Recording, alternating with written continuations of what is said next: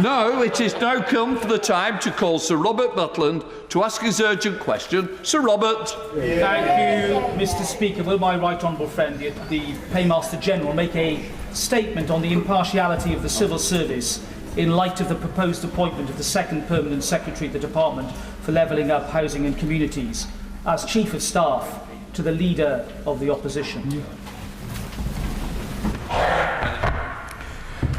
Thank you, Mr. Speaker.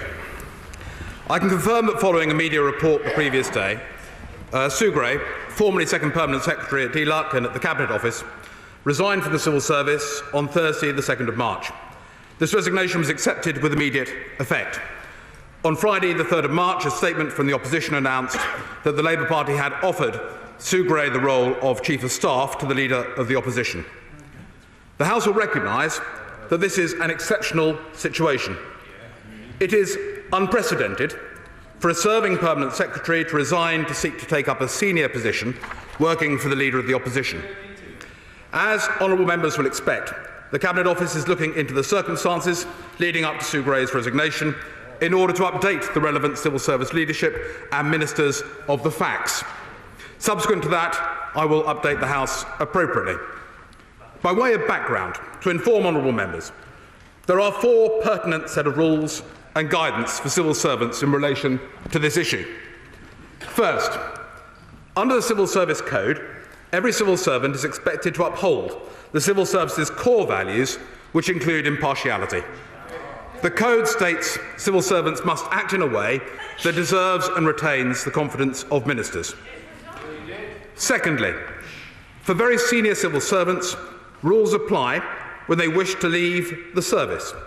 Permanent secretaries are subject to the business appointments process, which for most senior leavers is administered by ACOBA, the Advisory Committee on Business Appointments. They provide advice to the Prime Minister, who is the ultimate decision maker in cases of the most senior civil servants. Once the Prime Minister has agreed the conditions and the appointment is taken up, ACOBA publishes the letter to the applicant on their website. The business appointment rules form part of civil servants' contracts of employment. The rules state that approval must be obtained prior to a job offer being announced. The Cabinet Office has not, as yet, been informed that the relevant notification to ACOBA has been made.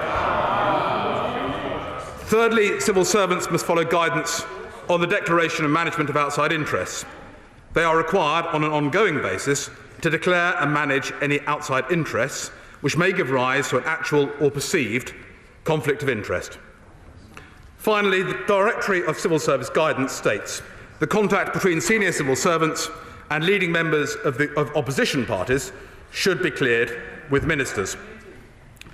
Having set out the relevant rules, Mr. Speaker, let me finish by saying that, regardless of the details of the specific situation, I understand why members of this House and eminent commentators outside have raised concerns.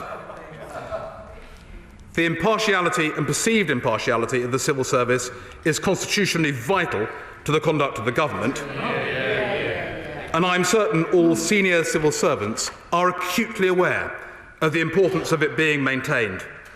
Ministers must be able to speak to their officials from a position of absolute trust, and so it is the responsibility of everyone in this House to preserve and support the impartiality of the civil service.